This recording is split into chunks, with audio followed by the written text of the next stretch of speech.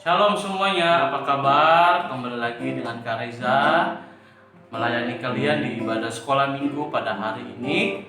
Bersyukur kita boleh diberikan kesempatan sekali lagi oleh Tuhan untuk dapat kembali beribadah. Nah adik-adik, mari persiapkan diri kita akan memulai ibadah kita. Ambil sikap yang baik, kita akan memulai ibadah kita. Oke, semuanya sudah siap untuk beribadah.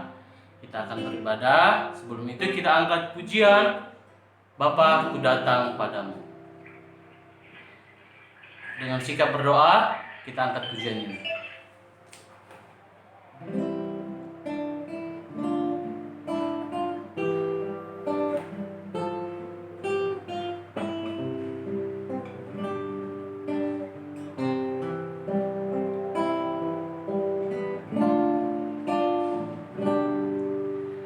Bapa, ku datang padamu, naikkan ucapan syukur atas kasih anugerah-Mu yang indah setiap hari. Pagi hari, siang hari, sore dan malam hari, tak hentinya mengucap syukur atas kebaikan-Mu. Kita ulang pujian ini.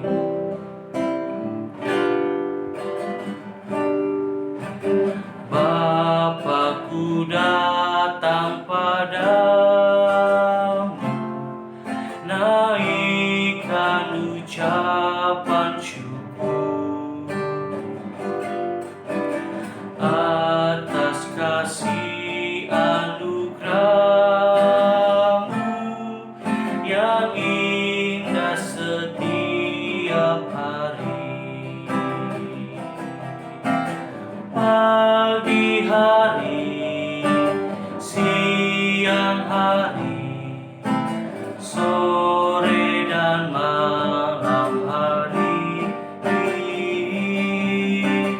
tak hentinya mengucap syukur atas kebaikan-Mu.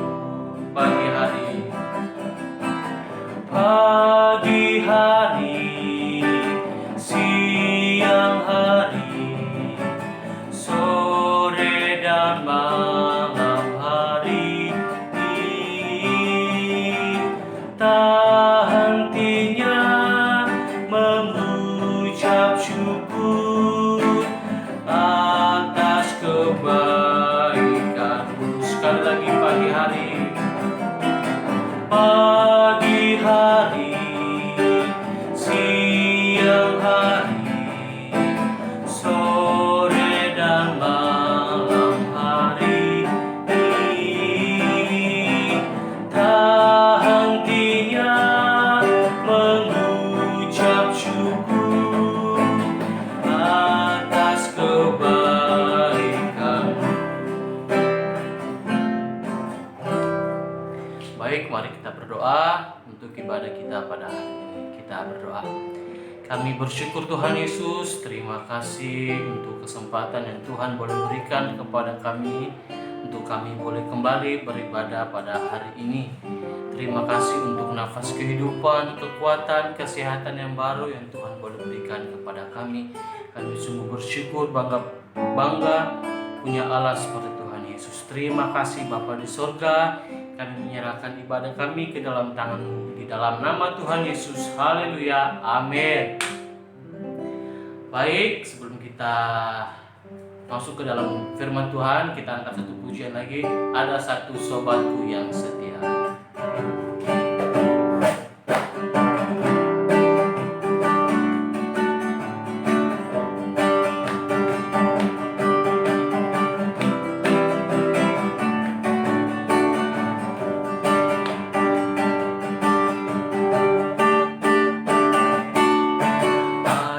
satu sobatku yang setia, tak pernah dia tinggalkan diriku di waktu aku susah, di waktu aku susah, waktu ku sendirian. Dia selalu menemani diriku. Kita ulang dari awal. Ada satu sobatku yang setia,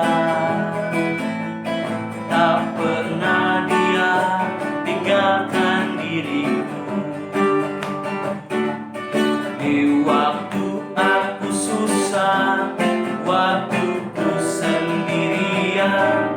Dia selalu menemani diriku. Namanya siapa? Namanya Yesus, namanya Yesus, nama Yesus yang menghibur hatiku. Namanya Yesus, namanya Yesus, nama Yesus yang menghibur hatiku. Kita ulang dari awal.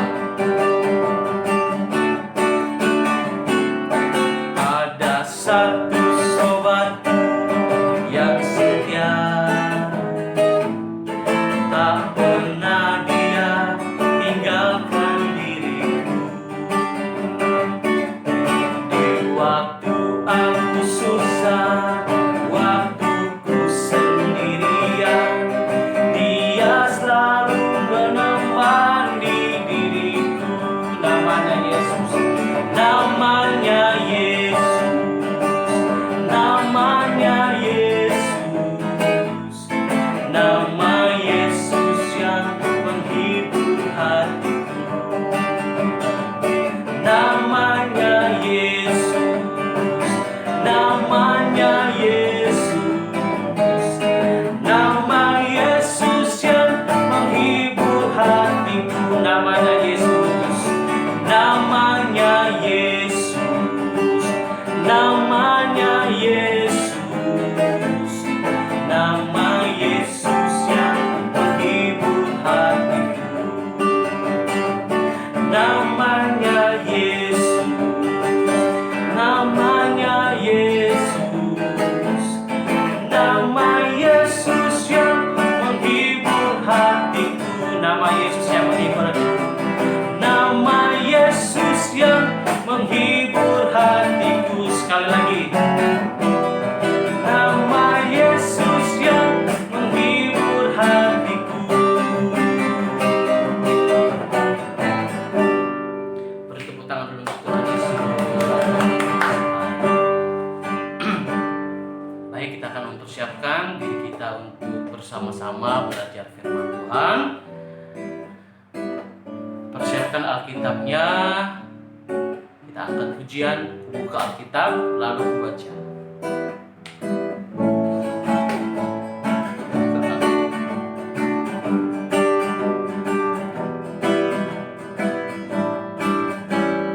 Buka Alkitab, lalu ku baca. Srek, srek, srek, srek, srek, srek. Firman Tuhan ada di hatiku, ada di hidupku, ada di langkahku, dan terus bertumbuh sinari jiwaku. Buah berbuah, buah berbuah, buah berbuah, buah berbuah. Sekali lagi firman Tuhan. Firman Tuhan ada di hatiku, ada di hidupku, ada di langkahku, dan terus bertumbuh sinari jiwaku. Buah berbuah, buah berbuah, buah berbuah, buah berbuah. Sekali lagi. Firman Tuhan ada di hatiku, ada di hidupku, ada di langkahku, terus bertumbuh sinari jiwaku. Buah berbuah, buah berbuah, buah berbuah, buah berbuah.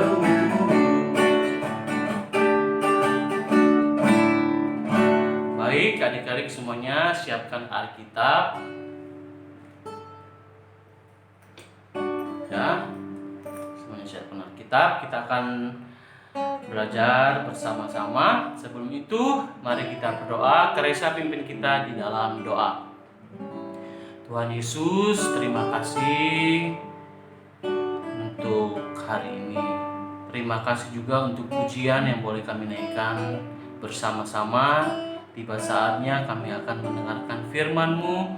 Tuhan Yesus menolong kami, Roh Kudus memampukan kami agar kami dapat mengerti firman-Mu. Kami berdoa menyerahkan pemberitaan firman Tuhan ke dalam tangan-Mu. Di dalam nama Tuhan Yesus, haleluya, amin. Baik, hari ini kita akan belajar dari Injil Yohanes.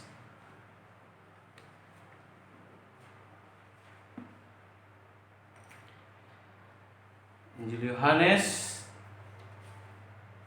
pasal yang ke-9 ayat 1 sampai 7. Yohanes 9 ayat 1 sampai dengan 7.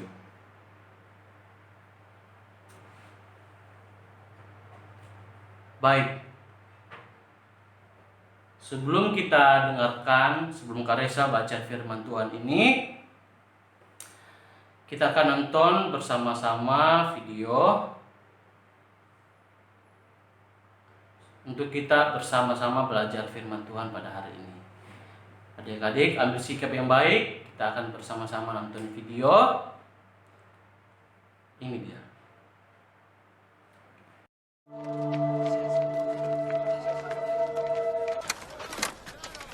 Ketika Yesus sedang berjalan, ia melihat orang yang sudah buta sejak lahir. Guru, dosa siapa yang menyebabkan dia buta? Dosanya sendiri atau dosa orang tuanya? Kebutaannya tidak berhubungan dengan dosanya atau dosa orang tuanya. Tapi supaya orang bisa melihat kuasa Allah bekerja dalam dirinya. Selama masih siang, kita harus melakukan pekerjaan Dia yang mengutus aku. Malam akan tiba. Tidak seorang pun dapat bekerja. Selama aku di dunia ini, akulah terang bagi dunia.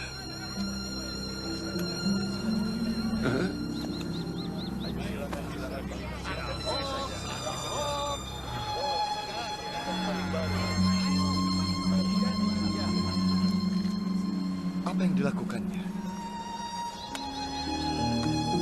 Setelah mengatakannya, Yesus meludah ke tangan dan mengaduk ludahnya dengan tanah. Ia mengoleskannya pada mata orang itu.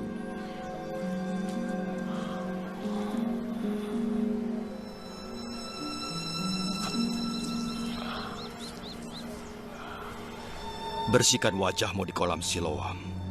Siloam artinya diutus.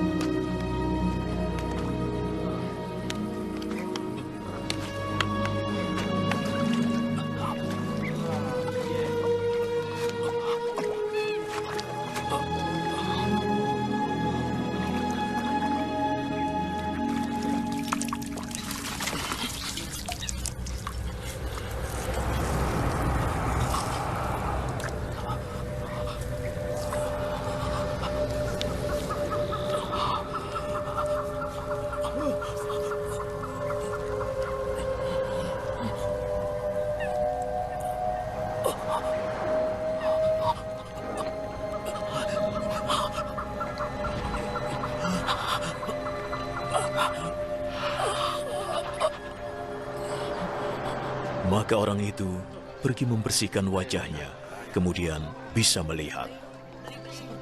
Para tetangga dan orang-orang yang sebelumnya melihat dia mengemis bertanya, "Bukankah dia orang yang biasanya duduk meminta-minta?"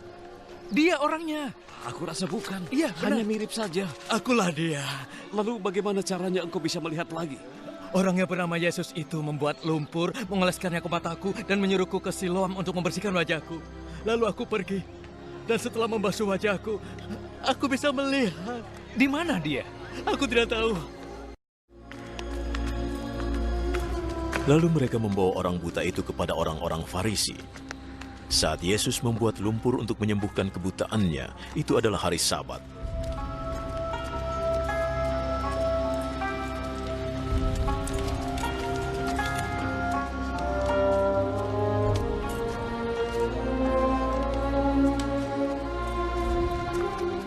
Bagaimana Orang-orang Farisi itu bertanya bagaimana dia bisa melihat lagi. Dia mengolesi mataku dengan lumpur. Aku membasuh wajahku, lalu aku bisa melihat. Yang melakukannya tidak mungkin dari Allah, sebab ia tidak peduli hari Sabat. Bagaimana mungkin orang yang berdosa melakukan keajaiban seperti ini? Maka timbullah pertentangan di antara mereka. Katamu dia menyembuhkanmu dari kebutaan. Lalu, apa pendapatmu? Dia seorang nabi. Namun para penguasa Yahudi tidak mau mempercayai bahwa dia pernah buta dan sekarang dapat melihat sampai mereka memanggil orang tuanya. Apa ini putramu? Iya, Katamu dia terlahir buta. Lalu bagaimana dia bisa melihat lagi? kami tahu dia putra kami. Dia terlahir buta. Tapi kami tidak tahu bagaimana dia bisa melihat. Kami pun tidak tahu siapa yang telah menyembuhkannya. Tanyalah dia. Dia sudah dewasa, dia pasti bisa menjawab sendiri. Orang tuanya berkata begitu karena mereka takut pada para penguasa Yahudi, sebab mereka sudah sepakat bahwa orang yang mengakui Yesus sebagai Mesias tidak boleh lagi masuk rumah ibadat. Itu sebabnya orang tuanya berkata, dia sudah dewasa, tanya dia. Untuk kedua kalinya, mereka memanggil orang yang terlahir buta itu. Bersumpahlah di hadapan Allah bahwa engkau berkata benar. Kami tahu orang yang menyembuhkanmu adalah pendosa. Aku tidak tahu apakah dia pendosa atau bukan. Tapi yang aku ketahui, tadinya aku buta. Sekarang bisa melihat.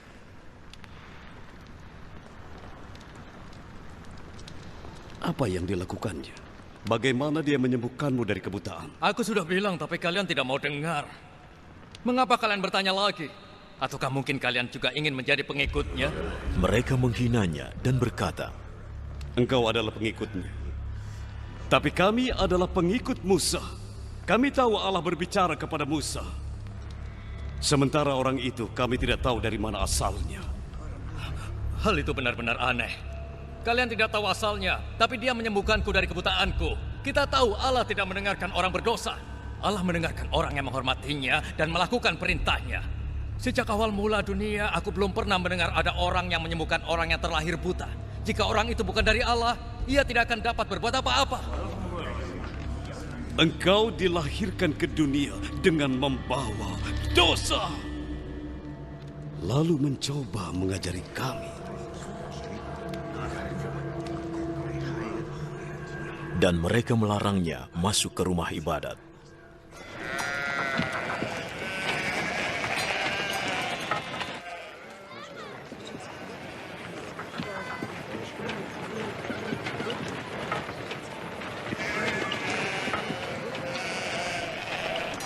Ketika Yesus mendengar apa yang terjadi, ia menemuinya. Apakah kamu percaya kepada anak manusia? Katakan padaku siapa dia, supaya aku bisa percaya padanya. Kamu sudah melihatnya. Dialah orang yang sekarang sedang bicara denganmu. Aku percaya, Tuhan. Dan dia bersujud di hadapan Yesus. Aku datang ke dunia untuk menghakimi, supaya yang buta dapat melihat. Apa yang bisa kita pelajari? Sebelum itu, kita akan baca firman Tuhan. Saya akan baca untuk kalian semua ya. Yohanes 9 ayat 1 sampai dengan 7. Waktu Yesus sedang lewat, ia melihat seorang yang buta sejak lahirnya. Murid-muridnya bertanya kepadanya, "Rabi, siapakah yang berbuat dosa, orang ini sendiri atau orang tuanya, sehingga ia dilahirkan buta?" Jawab Yesus, "Bukan dia dan bukan juga orang tuanya, tetapi karena pekerjaan-pekerjaan Allah harus dinyatakan di dalam dia. Kita harus mengerjakan pekerjaan Dia yang mengutus aku selama masih siang. Akan datang malam, di mana tidak ada seorang pun yang dapat bekerja. Selama aku di dalam dunia, akulah terang dunia." Setelah ia mengatakan semuanya itu, ia meludah ke tanah dan mengaduk ludahnya itu dengan tanah, lalu mengoleskannya pada mata orang buta tadi, dan berkata kepadanya, "Pergilah, basuhlah dirimu dalam kolam Siloam." Siloam artinya yang diutus. Maka pergilah orang itu, ia membasuh dirinya, lalu kembali dengan matanya sudah melek. Oke, adik-adik, apa yang bisa kita pelajari dari firman Tuhan ini? Sebelum itu, Karisa akan menceritakan firman Tuhan kita pada hari ini. Adik-adik sudah melihat ya, orang buta. Dia sudah buta dari kapan? Dari lahir. Ketika itu Tuhan Yesus bersama dengan murid-muridnya berjalan. Terus mereka melihat orang buta. Terus murid-muridnya bertanya, "Dia ini buta karena siapa? Karena dosa orang tuanya atau karena dosanya sendiri?" Apa yang Tuhan Yesus katakan? Tuhan Yesus hanya berkata seperti ini. Karena saya akan baca. "Bukan dia dan bukan juga orang tuanya, tetapi karena pekerjaan-pekerjaan Allah harus dinyatakan di dalam dia." Kuasa Tuhan tidak terbatas oleh satu orang saja, tidak terbatas oleh orang-orang tertentu, tetapi di sini Tuhan mau menyatakan kuasanya kepada siapapun. Apa yang Tuhan Yesus lakukan kepada orang buta itu? Apakah dia meninggalkannya begitu saja, ataukah dia menjamah orang buta itu? Ya, Tuhan Yesus memperhatikan orang buta itu. Tuhan Yesus ambil tanah, dia ambil tanah, dia ludahi, terus dia apa? Dia buang itu tanah? Tidak. Dia berikan ke mata orang buta itu yang buta sejak lahirnya. Dia berikan lumpur itu, tanah itu kepada mata orang buta itu, dan Tuhan Yesus menyuruh dia untuk ke Siloam, sungai Siloam, ya, untuk membasuh matanya itu. Nah, ketika itu juga orang buta itu pergi ke Siloam, dia pergi membasuh matanya, dan apa yang terjadi? Apakah dia tetap buta atau dia bisa melihat? Ya, dia bisa melihat. Ya, kita adik-adik bayangkan ya, dari lahir dia sudah buta. Dia belum melihat orang tuanya. Dia belum melihat wajah orang tuanya, dia belum melihat orang-orang di sekitarnya, dia belum melihat tetangga-tetangganya. Pokoknya dia belum tahu warna apa ini, warna apa itu, segala macam di keadaannya dia belum tahu itu seperti apa wujudnya. Seperti dia hanya bisa merasakannya, dia hanya bisa merasakan apa-apa yang ada di sekitarnya. Coba adik-adik bayangkan, lahir dari sejak buta, apa yang adik-adik rasakan? Ya, tentunya adik-adik harus bersyukur masih bisa melihat, masih sempurna secara fisik sampai saat ini. Kita bersyukur untuk kemurahan Tuhan, untuk anugerah Tuhan di dalam kehidupan kita. Ya, terkadang kita merasa tidak cukup, terkadang kita merasa kok cuman begini, tidak pernah puas dalam kehidupan kita. Kita harus belajar dari orang buta. Dia dari lahir loh buta. Tuhan Yesus apa? Tuhan Yesus menyembuhkan matanya dan dia buta. Ketika dia buta, dia pergi dan tetangga-tetangganya apa? Kaget, wah, kok dia bisa sembuh? Seperti itu. Kok dia bisa sembuh? Dia kan dia kan buta dari lahir. Seperti itu. Kita tidak tahu pekerjaan Tuhan ya. Kuasa Tuhan tidak terbatas oleh orang-orang tertentu.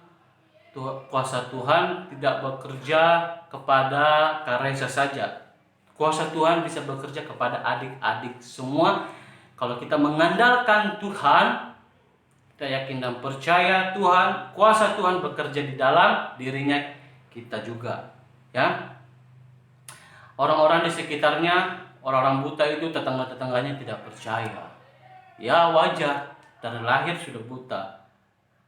Tetapi apa? Pekerjaan Tuhan dinyatakan bagi orang buta. Dari sini kita belajar bahwa anugerah Tuhan tidak dibatasi oleh siapapun, oleh orang-orang tertentu, ya. Bukan hanya orang kaya yang dipelihara Tuhan, bukan hanya orang-orang penting yang dipelihara Tuhan, semua orang dipelihara Tuhan, ya.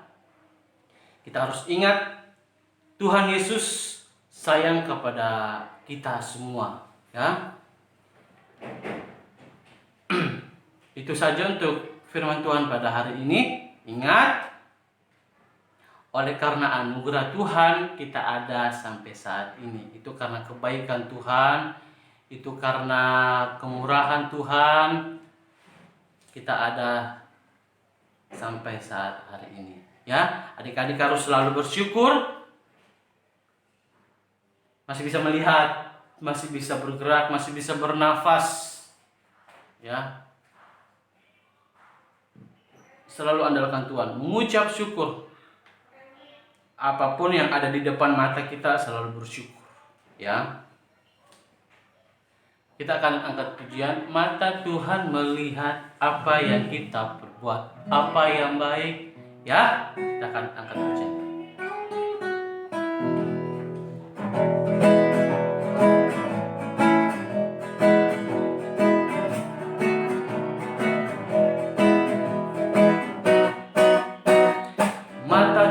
Melihat apa yang kita perbuat, apa yang baik, apa yang jahat.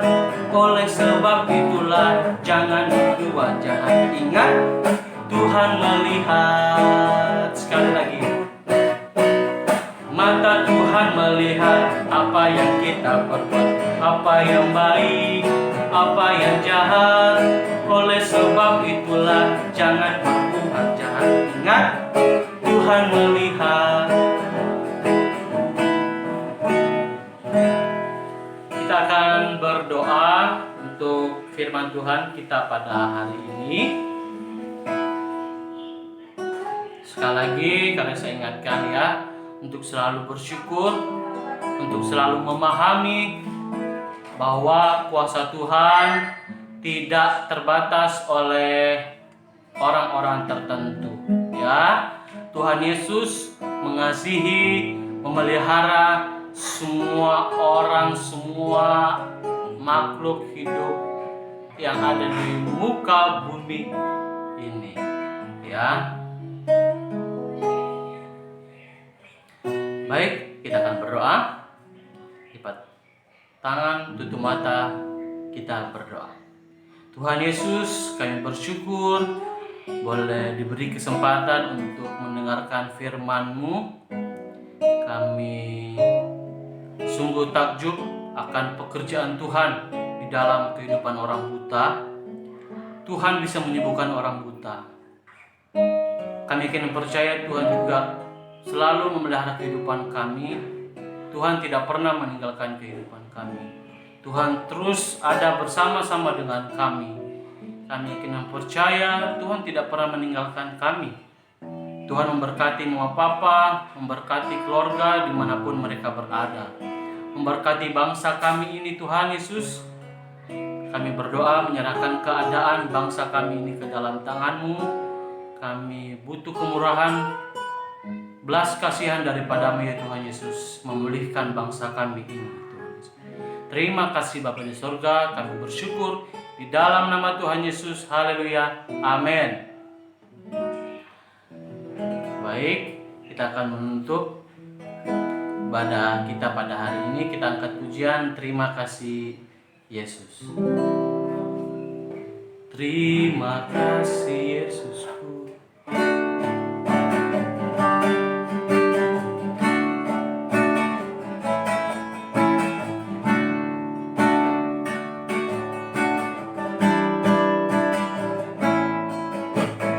Terima kasih Yesusku buat anugerah yang Kau beri, sebab hari ini Tuhan adakan syukur bagimu. Terima kasih Yesus.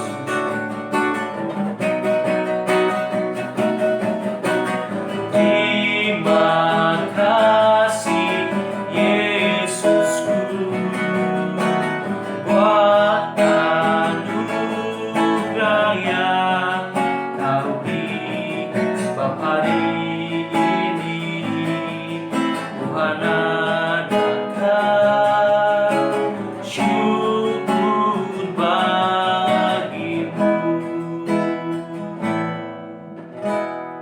Kita doa penutup, kita berdoa. Tuhan Yesus, terima kasih untuk hari ini. Ibadah kami boleh berjalan dengan baik. Kami boleh menaikkan pujian kami. Kami boleh mendengarkan firman-Mu. Biarlah terus menguatkan kami di dalam kehidupan kami setiap hari.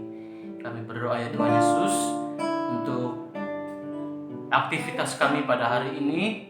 Kami akan kembali beraktivitas. Kami serahkan semuanya ke dalam tangan-Mu ya Tuhan Yesus. Tutup bungkus kami dengan kuasa darah-Mu ya Bapa. Dimanapun kami berada, kami akan percaya Tuhan tetap bersama dengan kami. Kami berdoa bersyukur di dalam nama Tuhan Yesus. Haleluya. Amin. Terima kasih, ibadah kita telah selesai. Shalom, selamat hari Minggu. Tuhan Yesus memberkati.